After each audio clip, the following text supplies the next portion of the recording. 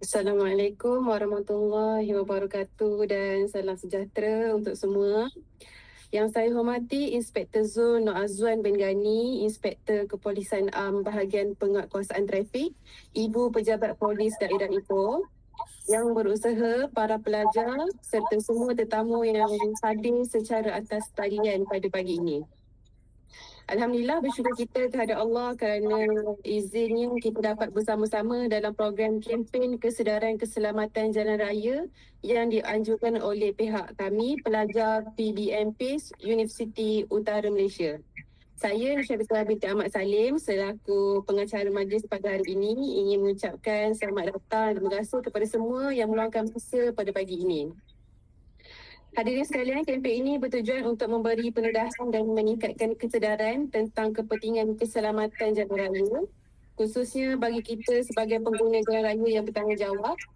Pada pagi ini, kita amat berbesar hatilah kerana berpeluang mendengar ceramah yang disampaikan oleh seorang pegawai yang berpengalaman luas dalam bidang penguatkuasaan trafik, iaitu Inspektor Zul Nur Azwan bin Gani. Tanpa melengahkan masa lagi tuan, dengan segala hormatnya saya mempersilakan Tuan Inspektor Zul Nur Azwan bin Gani untuk menyampaikan ceramah beliau. Dipersilakan tuan. Baik, bismillahirrahmanirrahim. Terima kasih pengurusi majlis. Assalamualaikum warahmatullahi wabarakatuh dan salam sejahtera. Terima kasih lagi sekali kepada pihak penganjur kerana menjemput saya untuk memberikan sedikit ceramah mengenai keselamatan jalan raya pada hari ini. Untuk makluman tuan-tuan hadirin sekalian, topik kita sangat penting kerana ianya melibatkan nyawa kita semua, iaitu mengenai keselamatan semasa berada di jalan raya. Okey, sebelum saya meneruskan ceramah pada pagi ini, izinkan saya untuk memperkenalkan diri saya terlebih dahulu. Saya Inspektor Zul Nur Azwan bin Gani, telah bertugas selama 10 tahun dalam pasukan Polis Daerah Malaysia. Kalau ikutkan saya ni bukanlah yang selayaknya untuk memberikan ceramah pada pagi ini ya. Pandangan saya di dalam trafik tidaklah pengalaman saya tidak terlampau lama. Saya lebih lama dalam pasukan gerakan AM PGA, di mana selama saya bertugas di PGA ni banyaklah pengalaman-pengalaman untuk dikongsikan kan. Tapi bukan poin dia untuk pada pagi ini. Kalau tuan-tuan dan puan hadirin sekalian masih ingat, pengalaman saya yang paling saya ingat 2019 lah, di mana semasa bertugas salah seorang anggota saya telah maut ditembak oleh penduduk di Perlis. Okey, itu saja sedikit lah. Saya dah umur 38 tahun, berasal daripada Pasir Mas, Kelantan. Menyimpan orang anak dan seorang isteri, alhamdulillah.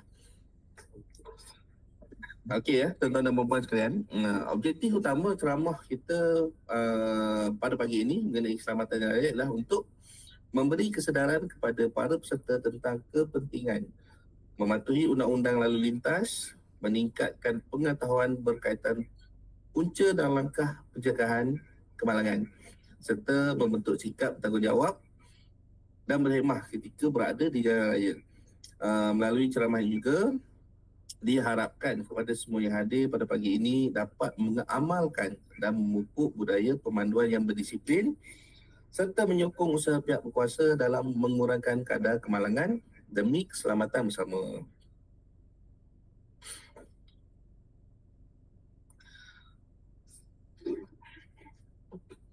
Okey, untuk pengetahuan semua, seperti yang dipaparkan di slide, definisi atau maksud jalan ya. Mengikut Seksyen 2 Akta Pertuturan Jalan 1987, jalan bermaksud jalan awam, jambatan, terowong, hentian sebelah, plazatul, bulatan, lorong laju, lorong perlahan, bahu jalan dan sebagainya. Ini bermaksud setiap kawasan yang digunakan oleh orang awam untuk bergerak dengan kenderaan dianggap jalan dan undang-undang tetap terpakai di situ. Boleh ya? Boleh Tan, boleh.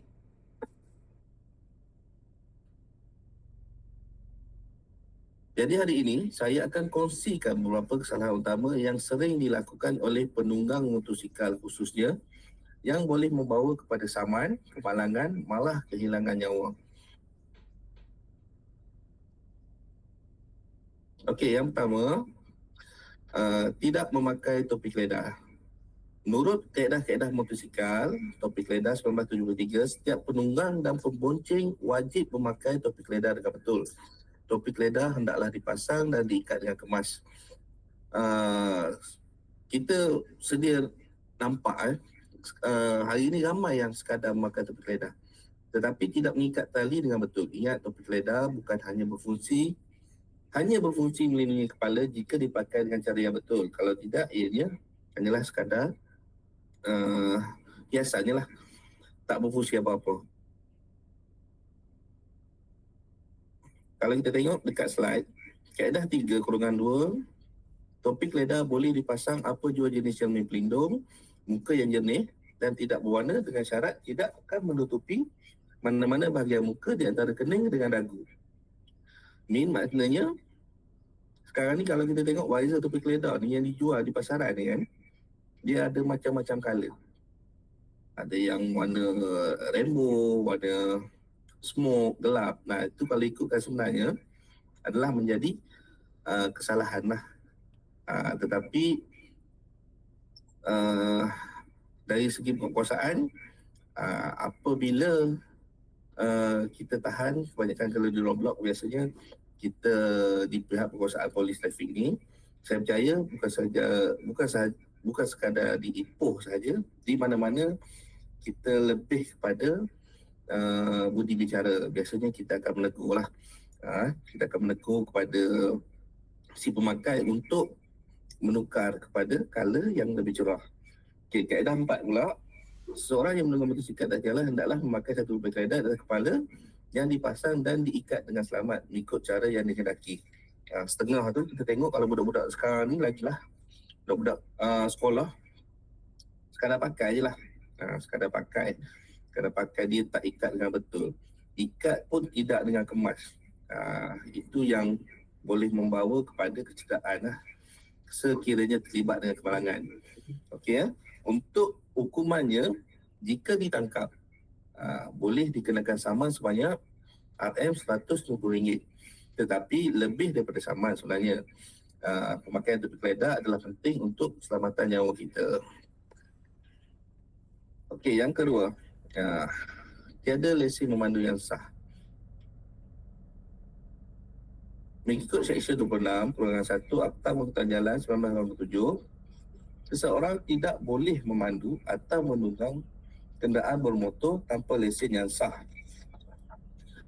Jika kita menunggang tanpa lesen, bukan sahaja kita boleh dikenakan tindakan undang-undang, malah kita juga membahayakan nyawa diri sendiri dan orang lain kerana kita tidak terlatih sepenuhnya untuk mengendalikan kenderaan di jalan raya.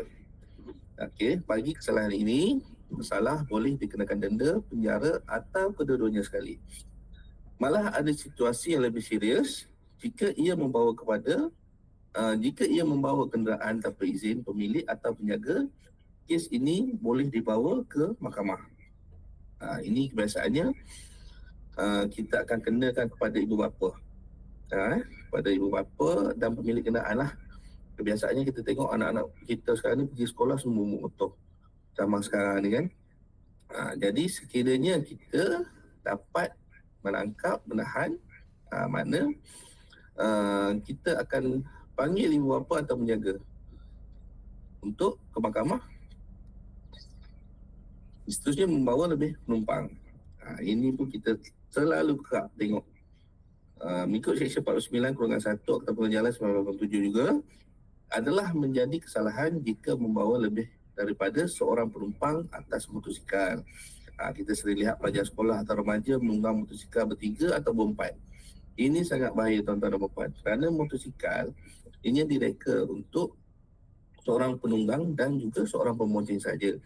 Jika lebih, ia boleh mengganggu kestabilan motosikal dan akan meningkatkan risiko kemalangan. Kesalahan ini kita boleh kenakan saman serta-merta. Seterusnya, menggunakan nombor plate palsu atau plate fancy. Hadirin sekalian, kesalahan lain yang semakin berleluasa sekarang ini adalah ramai penggunaan nombor plate fancy atau palsu ni yang tidak mengikut spesifikasi yang kita panggil plate fancy lah. Ikut Seksyen 108/2/E Akta Pengendalian Jalan 1997 adalah menjadi kesalahan jika seseorang mempamerkan nombor plate palsu atau yang telah diubah suai, dipalsukan, dirosakkan atau dicacatkan. Ramai beranggapan ianya hanya gaya atau hiasan, tetapi hakikatnya ia menyukarkan pihak berkuasa mengesan kenderaan terlibat sekiranya berlaku kemalangan atau melibatkan kejadian jenayah. Hukuman bagi kesalahan ini sangat berat, iaitu denda antara RM5,000 hingga RM20,000 atau penjara 1 hingga 5 tahun atau kedua-duanya sekali. Macam yang dekat slide tu, macam-macam kita boleh tengok. Kadang semasa di roadblock, bila kita tahan, bila kita tanya, jawapan dia mudah. Bagi nampak cantik, bagi kena dengan namanya. Ini sebenarnya satu kesalahan yang besar lah. Kalau tuan-tuan boleh tengok kat situ, denda macam saya cakap tadi, denda antara RM5,000 hingga RM20,000, penjara 1 hingga 5 tahun atau kedua-dua sekali. Jadi janganlah kita cuba bergaya dengan nombor fancy kerana akhirnya boleh membawa kita ke mahkamah. Sia-sia saja tuan-tuan dan puan. Okey, seterusnya lain-lain kesalahan utama di jalan raya. Selain itu terdapat beberapa kesalahan besar yang sering berlaku. Okey, kalau tuan-tuan boleh tengok di sini, menyebabkan kematian, kita akan buka siasatan di bawah Seksyen 41/1 Akta Pengendalian Jalan 1987. Jika seseorang memandu secara cuai sehingga menyebabkan kematian, kesalahannya sangat berat. Penjara 2 tahun hingga 10 tahun. Denda bermula daripada RM5,000 hingga RM20,000. Lesen boleh digantung sehingga 3 tahun. Ni kalau kita tengok ni, Seksyen 42 Lumba Haram, sinilah kalau tuan-tuan dan puan hadirin sekalian perasan, kalau tengok dekat media sosial orang cakap game 42. Di sinilah kita ambil sebenarnya Seksyen 42. Seksyen 42 ni kurungan 1/1997 kan, kita sering lihat lumba haram khususnya melibatkan anak muda. Selain membahayakan diri sendiri, ia turut mengancam nyawa pengguna jalan raya lain. Penjara boleh sehingga 5 tahun, denda RM5,000 hingga RM15,000, lesen juga boleh digantung sehingga 2 tahun. Okey, seterusnya memandu tidak cermat. Memandu tidak cermat ni kita akan buka siasatan di bawah Seksyen 43/1 Akta Pengendalian Jalan 1987. Walaupun kelihatan kecil, memandu tidak cermat seperti potong barisan, tidak memberi isyarat atau melanggar lampu merah, kesalahannya adalah tetap kesalahan yang serius. Untuk kesalahan ini, denda bermula daripada RM4,000 hingga RM10,000, penjara hingga 12 bulan, lesen juga boleh digantung. Tuan-tuan dan puan.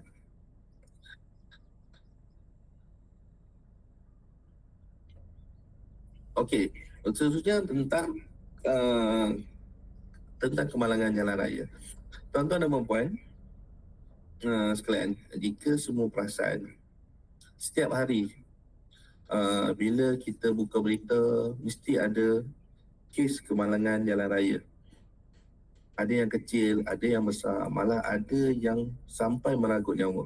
Inilah akibat yang akan berlaku apabila kita tidak memandang serius terhadap keselamatan jalan raya. Saya nak tanya di sini, siapa yang pernah nampak kemalangan betul-betul depan mata? Okey, bagaimana perasaan tuan-tuan dan puan-puan bila nampak? Adakah rasa terkejut, takut, simpati? Kenapa kita bincang topik ni tuan-tuan dan puan-puan? Kerana kemalangan jalan raya bukan sekadar isu trafik. Ia melibatkan isu nyawa, masa depan dan juga keluarga. Bila seseorang terlibat dalam kemalangan, bukan sahaja dia cedera, tapi keluarga hancur harapan. Ekonomi keluarga terjejas, kawan-kawan trauma dan masyarakat kehilangan modal insan. Ini adalah objektif ceramah yang tuan-tuan dan puan akan dapat pada pagi ini.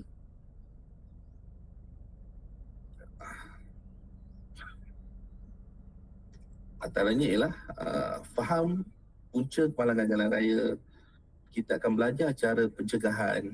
Kita akan kenal undang-undang dan hukuman untuk satu kesalahan, dan untuk menjadi, yang paling penting adalah untuk menjadi pemandu berhemah dan bukan sekadar mempunyai lesen sahaja.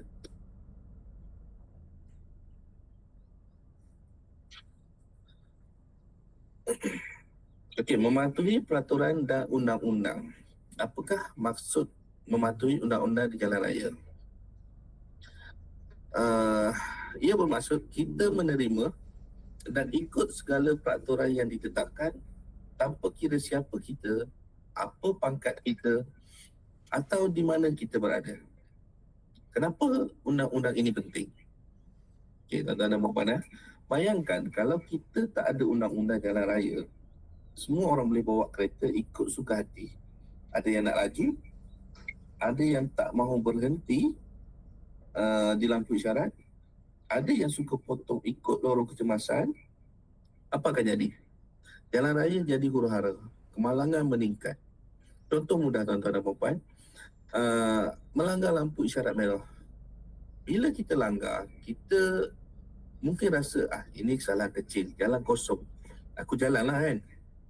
Tapi kalau dalam masa yang sama, cuba bayangkan ada kereta dari arah lain yang juga merasa aku pun boleh jalan, maka nahaslah akibatnya tuan-tuan dan puan-puan.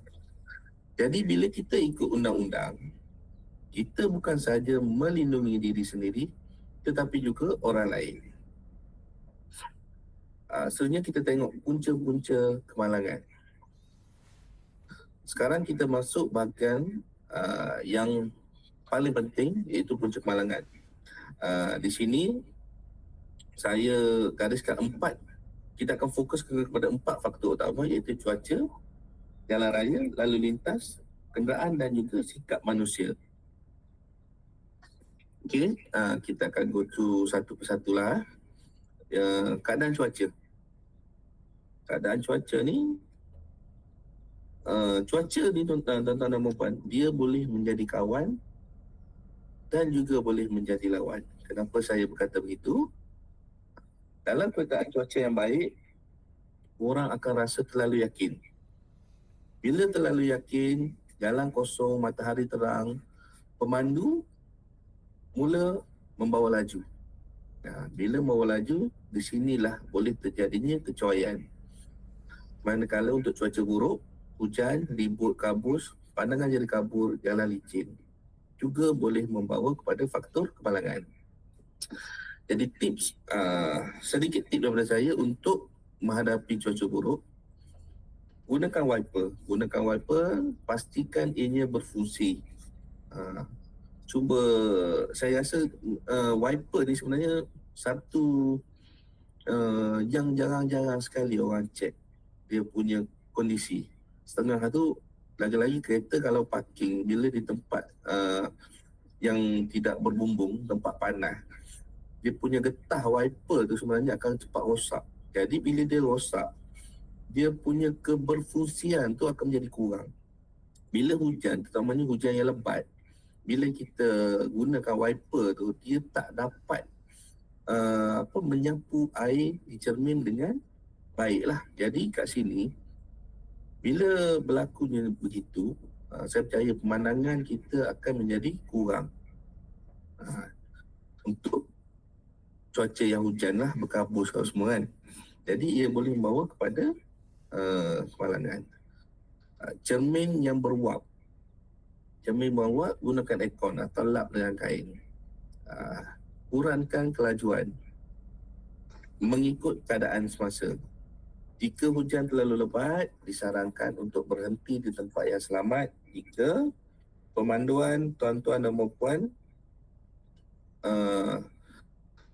mempunyai jarak pandangan yang kurang. Okey, seterusnya, keadaan jalan dan juga lalu lintas. Keadaan jalan dan lalu lintas juga tuan-tuan dan puan-puan, kita boleh tengok kepada antaranya bila jalan sesak masa balik kampung, musim perayaan, kawasan sekolah atau kilang. Apa jadi bila jalan sesak? Bila benda ni akan menyebabkan orang cepat hilang sabar. Bila hilang sabar, mulalah nak potong queue, masuk lorong kecemasan. Yang mana ini semua akan menjadi punca kepada kemalangan. Bila jalan lengang pun masalah juga. Orang akan rasa bebas. Mula bawa laju, mula tak ingat dunia. Tahu nak tekan saja kan. Keadaan jalan pula, jalan berlubang, jalan beralun, licin. Di sini pentingnya penjagaan tayar lah. Sentiasa cek keadaan tayar, keadaan brek. Bila tayar botak, lalu jalan licin, brek tak makan, itu boleh membawa kepada punca kita terbabas. Jadi untuk mengatasi masalah ini, ubah kelajuan ikut permukaan jalan, gunakan tayar botak, jangan gunakan tayar botak, kawal brek perlahan-lahan bila jalan licin. Jangan pandu terlalu laju semasa hujan lebat. Okey, seterusnya, keadaan kenderaan. Keadaan kenderaan tuan-tuan dan puan-puan juga boleh menjadi faktor kepada kemalangan. Jadi, untuk itu pentingnya tuan-tuan dan puan-puan sebelum memandu, saya rasa di sekolah memandu sekarang ni pun ditetapkan benda ni, iaitu pemeriksaan brek, lampu dan horn kereta harus dalam keadaan baik dan berfungsi pada setiap masa. Jangan gunakan tayar yang botak kerana ia boleh menyebabkan kenderaan anda sukar dikawal. Tali pinggang keselamatan harus berada dalam keadaan baik. Elakkan simpan benda yang tajam dalam kenderaan anda kerana ia boleh mendatangkan bahaya sekiranya berlaku kemalangan. Apabila kita menyewa kereta atau meminjam kereta daripada seorang, kita harus membiasakan diri dengan kenderaan tersebut terlebih dahulu sebelum memandunya. Especially kereta sewa lah, sebab kereta ni Proton berbeza, Pro 2 berbeza, lagi-lagi kalau kereta konti yang diimport. Dia punya signal tu ada setengah kereta pada bahagian kiri, ada setengah kereta pada bahagian kanan. Jadi penting tuan-tuan, naik kereta, cek dulu mana kedudukan dia yang betul. Nanti mulalah tertukar antara Viper dengan signal. Ini membawa punca juga kepada kemalangan. Nak tekan Viper, nak tekan signal, tertukar kepada Viper. Dah mula salah. Kiri dan kanan pun dah salah dah. Okey, seterusnya tuan-tuan, kita tengok pada sikap pemandu. Sikap pemandu sendiri, yang mana sikap pemandu ni adalah faktor nombor satu kepada yang boleh menyumbang kepada kemalangan. Antaranya, memandu dalam keadaan letih dan mengantuk. Memandu bawah pengaruh alkohol atau dadah, memandu dalam keadaan marah dan stres. Sebagai contoh, ramai yang balik kampung pada waktu perayaan, memandu malam sebab ingat nak jimat masa, akhirnya mengantuk, berlakunya microsleep dan terus kemalangan. Kategori pemandu juga memainkan peranan. Pemandu yang di bawah 25 tahun, tenaga kuat tetapi kurang pengalaman. Manakala pemandu yang 65 tahun ke atas pula pengalaman banyak tapi refleks dah lambat. Kesimpulannya, sikap pemandu lebih penting daripada lesen atau kereta mewah? Okey tuan-tuan dan puan-puan, kita take file sekejap sebelum kita meneruskan ni. Saya minta maaf banyak-banyak sebab saya sebenarnya kurang sihat sikit. Jadi suara agak tak berapa nak jelas saya rasa ni kot. Kita take file sekejap. Okey, boleh tuan.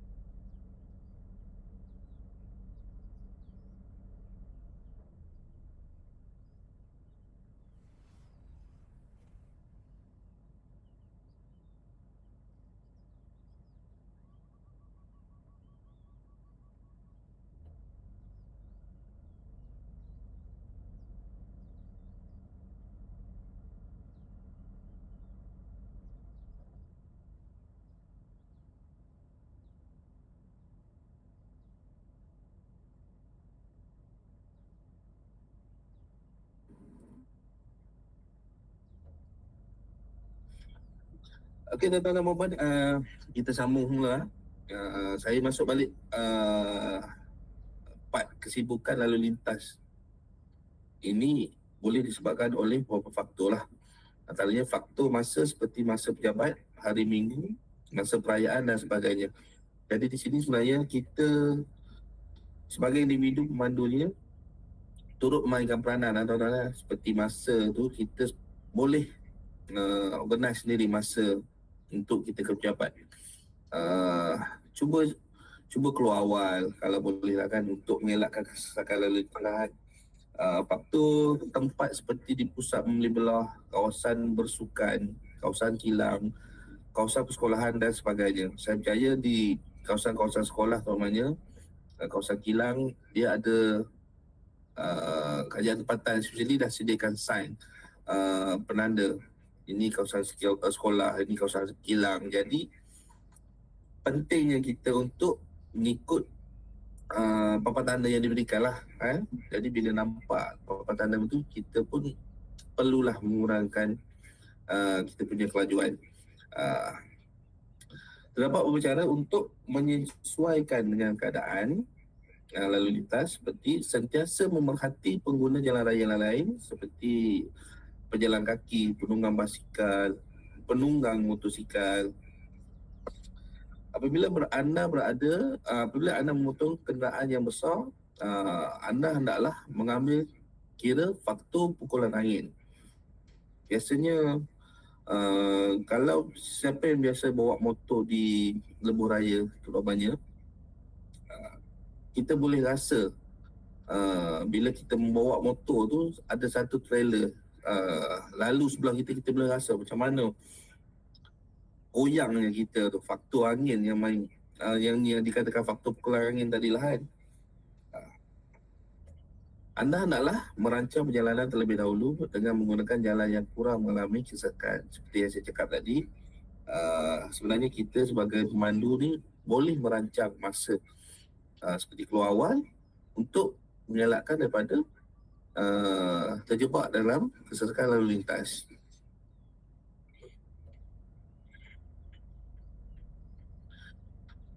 Seterusnya tuan-tuan dan puan-puan, kalau kita tengok kat sini,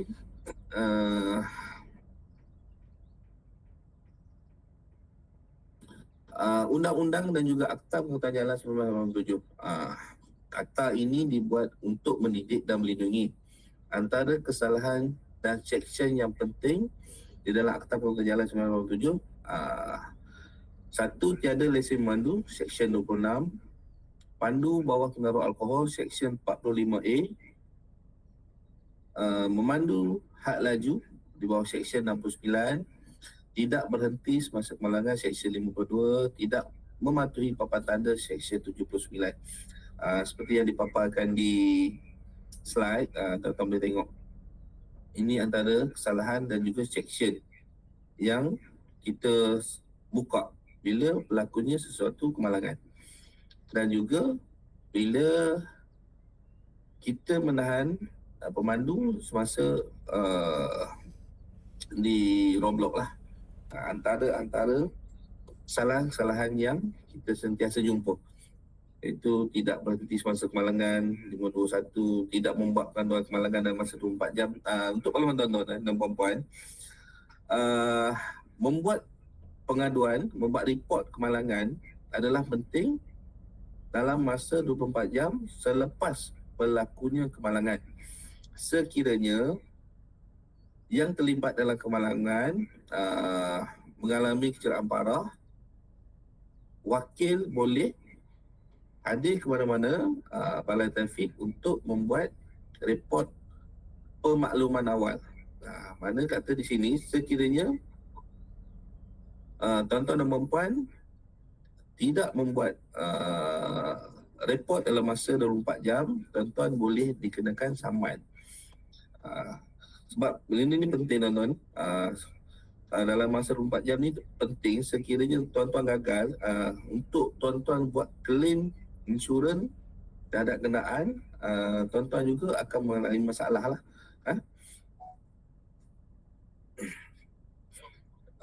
Nombor 8, gagal menunjukkan lesen memandu. memandu melebihi had laju, tidak berhenti di sekatan jalan raya, tidak mematuhi isyarat papan tanda trafik, tidak berhenti di persimpangan.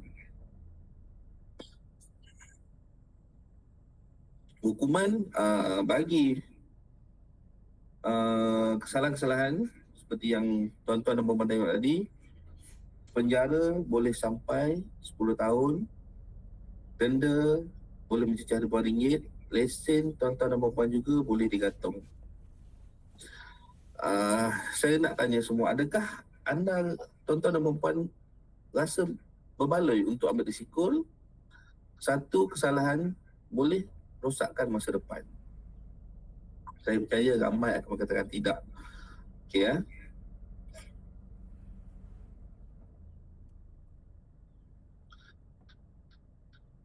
Okey, sini tuan-tuan boleh tengok antara kaedah-kaedah pengetuan jalan lembaran negara yang kita gunakan. Pemandu kaedah 10 LN 166 Palang 1959, pemandu tidak boleh tidur. Tidak boleh tidur maksudnya apa? Maksudnya tertidur, bukan sekali-kali suka tidur sebenarnya tuan-tuan. Itu pentingnya sebelum memulakan perjalanan, especially perjalanan jauh, tuan-tuan mempunyai rehat yang cukup.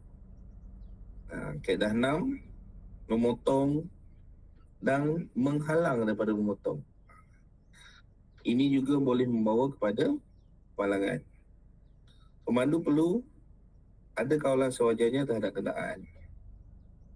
Cuai ketika keluar masuk simpang.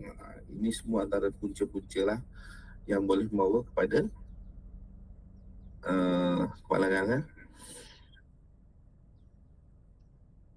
Sebenarnya mari kita lihat statistik. Berpuluh ribu saman dikeluarkan dalam masa beberapa bulan sahaja. Kesalahan yang paling banyak kalau tuan-tuan dan puan-puan boleh tengok adalah kesalahan pandu laju. Kenapa suka bawa laju? Antaranya nak cepat sampai, rasa hebat di jalan, bawa kereta mewah, bawa kereta laju dan tidak mempunyai rasa sabar.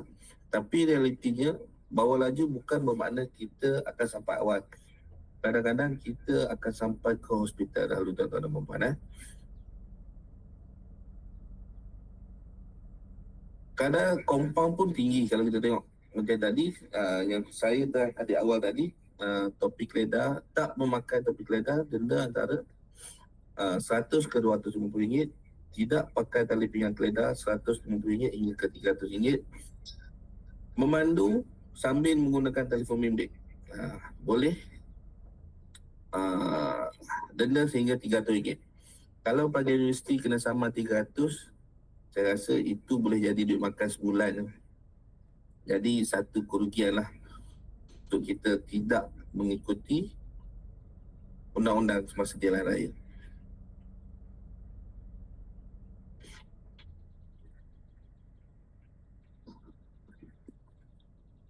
Dekat slide ni tuan-tuan boleh tengok tiada P, tidak tampal P ya. Tiada P atau L, tidak ada tapi tidak menampal pelekat P dan L pun kita boleh kenakan compound.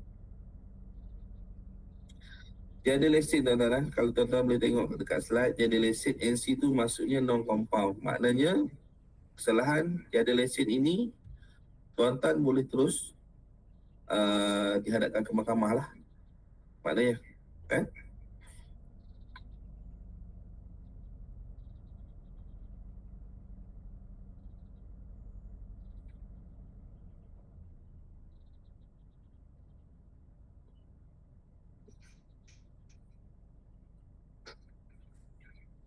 Sebenarnya tuan-tuan, contoh-contoh kemalangan kebiasaannya kalau tuan-tuan tengok banyak contoh tragis yang kita digemparkan juga lah. Ia terlalu sekali melibatkan pelajar universiti balik kelas bawa motor tanpa pakai topi keledar, jatuh meninggal dunia. Keluarga kecil, kereta terbabas sebab pemandu mengantuk, satu keluarga hilang nyawa. Cuba bayangkan ibu bapa yang hantar anak ke universiti dengan penuh harapan, akhirnya hanya menerima jenazah di rumah. Inilah kisah sebenar kemalangan jalan raya tuan-tuan dan puan-puan.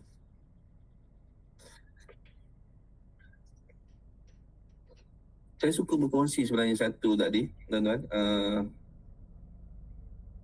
Faktor-faktor yang menyumbang kepada kemalangan adalahnya memandu dalam keadaan letih dan mengantuk, memandu di bawah pengaruh alkohol dan dadah. Memandu, kebiasaannya pengalaman saya di Roblox tuan-tuan, bila kita buat out mabuk, individu yang memandu dalam keadaan mabuk ni, kalau tuan-tuan tengok cerita Piramli, Keluarga 69 tak silap saya, lakonan arwah Tan Sri Piramli dan Ya Tompet. Biasanya pemandu mabuk ni, bila kita tanya tuan-tuan, dia tak mengaku. Dia tak mengaku dia mabuk. Tapi bila kita gunakan alat untuk menguji alkohol, time tu mulalah kelabahan. Untuk mabuk, memandu mabuk ni tuan-tuan dan puan-puan, saya ingin kongsi, kita akan buka di bawah Seksyen 45-1 Akta Pengukuran Jalan 1987, yang mana denda boleh membawa, denda minimum antara RM10,000 hingga RM30,000 untuk kesalahan pertama, penjara 2 tahun, lesen boleh digantung 2 tahun.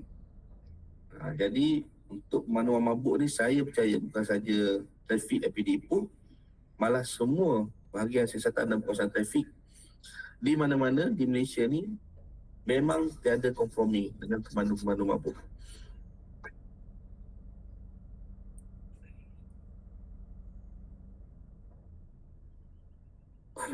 Okey, seterusnya tuan-tuan dan puan-puan.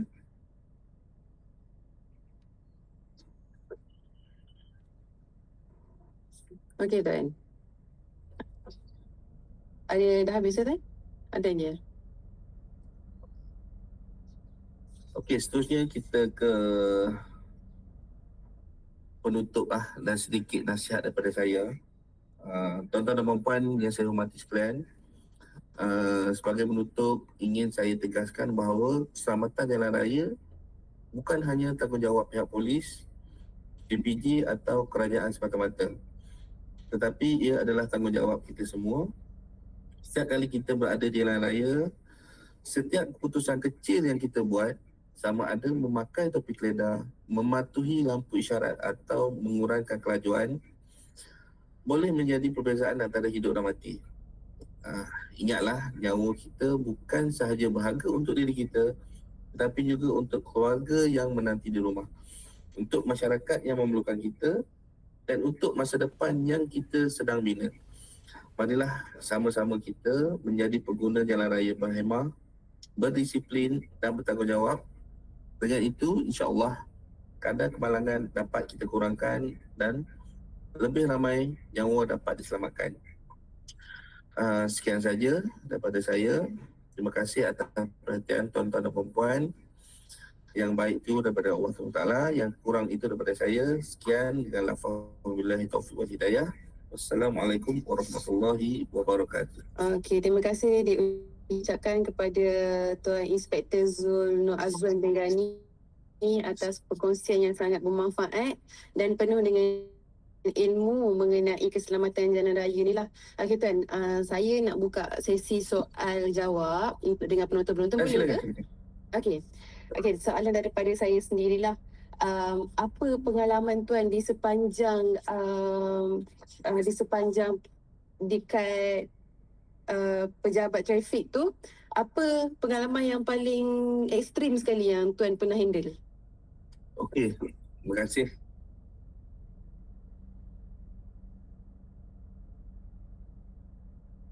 Pengalaman yang paling ekstrim bulan berapa itu yang melibatkan kemalangan FRU, truk FRU di Teluk Intan. Itu adalah satu pengalaman saya yang paling ekstrim lah, yang bagi saya sampai hari ini amat memberi kesan kepada saya lah. Terutama sekali ianya melibatkan kenalan sendiri,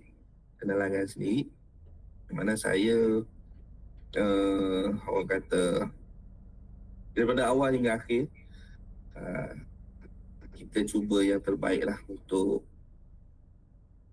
menguruskan mereka, arwah jenazah rakan-rakan saya itulah. Itulah pengalaman yang paling ekstrim lah dari segi kemalangan. Okey Tuan, terima kasih atas perkongsian Tuan.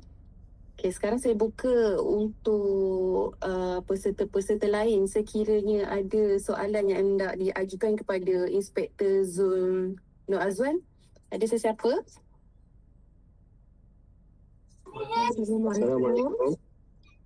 Waalaikumsalam. Saya Rahman daripada Pejabat Daerah dan Tanah Sungai Seput. Boleh dengar ke? Soal saya tak apa elok. Tuan dengar ke Tuan? Macam mana? Ulang balik boleh tak? Saya Abdul Rahman daripada Pejabat Daerah dan Tanah Sungai Seput. Boleh dengar ke? Okey. Cuma saya ada satu soalan lah. Macam mana caranya untuk orang awam dia nak buat aduan berkenaan dengan salah laku pengguna jalan raya kepada pihak polis lah. Aduan salah laku. Ada salah laku. Okey, baik. Terima kasih Tuan Abdul Rahman ya. Okey Tuan, untuk soalan ni Tuan, Tuan boleh terus hadir ke balai polis untuk membuat laporan, tapi Tuan perlulah orang kata apa ni, mendapatkan maklumat yang penting seperti nombor pelik kenderaan, tarikh masa dan juga lokasi kejadian. Kalau boleh ada video atau gambar, sebab benda ni akan mengukuhkan lagi lah Tuan punya laporan. Lepas tu jenis kesalahan, contoh memotong secara berbahaya, langgar lampu merah, belum haram dan sebagainya. Seperti yang maklum tadi, perlu ada gambar dan juga video untuk mengukuhkan lagi aduan ni. Ataupun Tuan boleh terus menghubungi hotline Jabatan Siasatan dan Penguasaan Trafik JSPT di nombor 0322663356 di Pejabat Polis JSPT Bukit Aman. Atau juga boleh menghubungi MES 999 atau Balai Polis berdekatan untuk sebarang kes kekhidmatan. Okey, Cik Rahman, dapat ke? Jelas ke dengan penjelasan Inspektor? Okey, baik. Jelas Tuan. Okey, terima kasih. Satu lagi lah tadi nak tanya kan. Kadang-kadang pengguna jalan raya ni dia ada cara untuk dia berterima kasih kepada orang yang bagi laluan kepada dia. Macam contoh benda ni mungkin di negara luar dah banyak buat lah. Contohnya bila ada kenderaan lain yang beri laluan kepada dia, dia bagi tanda double signal sebagai mengucapkan terima kasih lah tu. Jadi adakah itu merupakan satu kesalahan? Untuk bagi double signal? Bukan, maksud saya dia bagi double signal untuk ucapkan terima kasih lah kepada pengguna lain yang beri laluan kepada dia. Oh, okey, faham. Untuk kesalahan, untuk bagi double signal sebagai mengucapkan orang kata apa ni, tanda terima kasih, kita bagi mungkin 2-3 kali kelipan saja kan. Jadi sebenarnya itu tidak menjadi kesalahan. Sebenarnya itu bagi saya sesuatu yang baik sebagai tanda kita berterima kasih kepada pengguna jalan raya yang lain untuk memberikan laluan kepada kita. Saya itu tak menjadi kesalahan. Okey, baik. Terima kasih Tuan. Sama. Okey, ada lagi ke soalan-soalan lain dari peserta-peserta lain yang ajukan kepada Inspektor? Sila ajukan sekarang ya. Okey, Assalamualaikum. Waalaikumsalam. Okey, Inspektor, saya Mazia Mazuki. Saya nak tanya satu soalan. Apakah langkah keselamatan tambahan yang boleh diamalkan oleh pengguna motosikal selain daripada penggunaan topi teledar? Okey, baik. Terima kasih kepada saudari yang bertanyakan soalan. Okey, untuk soalan ni, pengguna motosikal digalakkan untuk melengkapkan diri dengan peralatan keselamatan tambahan. Antaranya ialah memakai jaket pantulan cahaya bagi meningkatkan keterlihatan, terutamanya pada waktu malam lah. Memakai sarung tangan dan kasut bertutup untuk melindungi anggota badan bagi memastikan lampu serta memastikan lampu motosikal berfungsi dengan baik. Selain itu, disarankan mereka juga perlu sentiasa menunggang di lorong yang dikhaskan dan mengelakkan daripada membuat pusingan atau potongan secara berbahaya. Disiplin ketika menunggang motosikal amat penting kerana motosikal adalah kenderaan yang paling terdedah pada risiko kecederaan yang serius jika berlakunya kemalangan. Boleh Puan? Okey, boleh. Terima kasih Inspektor. Sama. Okey, adakah lagi soalan-soalan lain dari peserta-peserta lain? Assalamualaikum Tuan. Waalaikumsalam. Saya Azan. Saya nak tanya Tuan, apakah bentuk-bentuk kesalahan trafik yang boleh dikenakan hukuman paling berat dan apakah bentuk-bentuk hukuman dia? Okey, untuk kesalahan trafik yang dikenakan hukuman paling berat, okey ya. Antara kesalahan yang membawa kepada hukuman berat ialah memandu di bawah pengaruh alkohol atau dadah. Yang seperti saya cakap tadi, kita buka di bawah Seksyen 45. Sesungguhnya menyertai perlumbaan haram Seksyen 42 serta memandu secara melulu atau berbahaya yang boleh menyebabkan kecederaan atau kematian. Seksyen 43 tadilah. Hukuman yang dikenakan termasuk denda yang tinggi, penjara, pengantungan lesen, malah pembatalan lesen memandu. Sebagai contoh, saya ambil di sini, memandu di bawah pengaruh alkohol yang melebihi had yang ditetapkan boleh dikenakan hukuman penjara sehingga 10 tahun sekiranya menyebabkan kematian. Hukuman ini bertujuan untuk memberi pengajaran serta mencegah pengguna jalan raya daripada melakukan kesalahan yang sama. Boleh Tuan? Okey, boleh Tuan. Terima kasih Tuan. Sama. Okey, adakah lagi soalan-soalan lain yang nak diajukan kepada Inspektor? Boleh ajukan sekarang.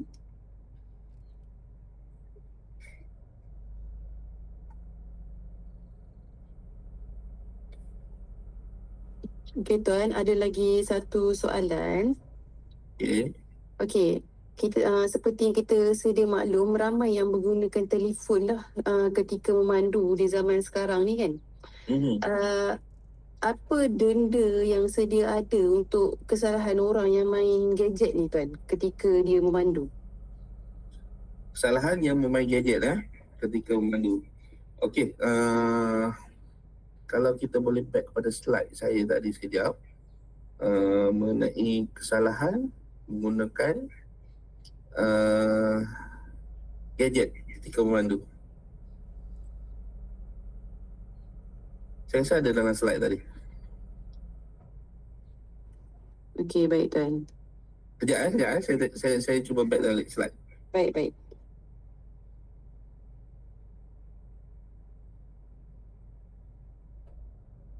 Dia dekat kesalahan lalu lintas.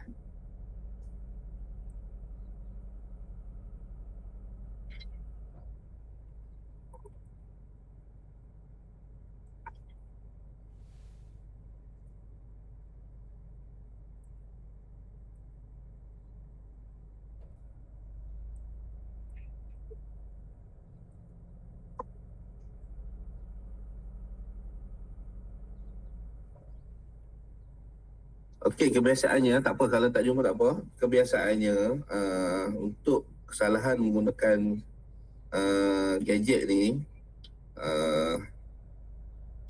denda berkuat kuasa, denda dan hukuman ni berkuat kuasa pada 2020 itu saman kompaun sehingga RM1,000 maksimum. Jika gagal untuk membayar kompaun tersebut, boleh dibawa ke mahkamah. Okey ya. Serta mata demerit kejara sistem. 5 mata demerit akan dikenakan ke atas rekod pemandu. Mana kata jika berlaku kesalahan berulang, hukuman boleh menjadi lebih berat termasuk penggantungan atau pembatalan lesen jika jumlah mata demerit terkumpul terlampau banyak. Okey, faham Tuan. Terima kasih Tuan. Sama. Okey, kita buka last soalan untuk Inspektor. Lepas tu kita dah boleh tamatkan lah. Okey, ada siapa-siapa lagi nak tanya soalan? Assalamualaikum. Saya Siti Rohani. Saya nak bertanyakan satu soalan. Bagaimanakah penggunaan teknologi moden seperti kamera AES atau dashcam dapat membantu dalam pengurangan kadar kemalangan? Okey ya. Terima kasih Puan yang bertanya soalan. Untuk soalan ni, penggunaan teknologi moden amat membantu dalam aspek keselamatan jalan raya. Kalau kita tengok kamera AES berfungsi untuk mengesan kesalahan lalu lintas seperti memandu melebihi had laju dan melanggar isyarat lampu merah. Kehadiran kamera ini mengikut kajian yang pernah saya buat sebelum ni, kehadiran kamera ini menyebabkan pemandu lebih berhati-hati kerana tidak mahu dikenakan saman. Dashcam pula, kalau kita sedia maklum, dia boleh menjadi alat sokongan yang penting kerana ia boleh merakam segala kejadian di jalan raya. Rakaman dashcam boleh digunakan sebagai bukti sekiranya berlaku kemalangan atau kesalahan trafik yang dipertikaikan. Secara keseluruhannya, teknologi ini bagi saya amat membantu meningkatkan pemantauan undang serta mengurangkan kadar kemalangan. Seperti pernah satu kes melibatkan dashcam lah, berlaku pertikaian antara pemandu kereta dengan pemandu lori, yang mana pemandu kereta telah dilanggar oleh sebuah lori. Jadi dia tidak berpuas-hati apabila kita mengeluarkan saman kepada pemandu kereta tersebut. Jadi bila adanya ketidakpuasan hati yang tersebut, kita telah mengambil kira rakaman dashcam yang secara jelas menunjukkan bahawa pemandu kereta tersebut berada pada laluan salah. Maknanya dia tidak berada pada laluan yang boleh untuk membolehkan dia membelok. Jadi bagi saya, kamera dashcam ni sebenarnya adalah menjadi satu alat yang amat-amat penting sekarang ni, tuan-tuan dan puan-puan, untuk sekiranya berlaku kemalangan, sebab ia boleh digunakan sebagai bukti yang kukuh lah. Okey, harap soalan tu dapat menjawablah Puan Siti Irwani punya soalan. Menjawab ke Puan? Ya, menjawab. Okey, terima kasih. Okey, setakat ni kita tutup soalan. Kita tamatkan program ni kat sini. Sebelum tu saya nak ucapkan terima kasih sekali lagi lah kepada Inspektor Zona Azwan Benggani atas perkongsian yang sangat bermanfaat. Diharapkan ceramah ni dapat memberi kesedaran kepada kita semua untuk lebih berhemah lah dan bertanggungjawab di atas jalan raya. Sekali lagi, pihak penganjur merakamkan setinggi-tinggi penghargaan kepada semua pihak yang terlibat dalam menjalankan program ini, khususnya para peserta yang hadir secara atas talian.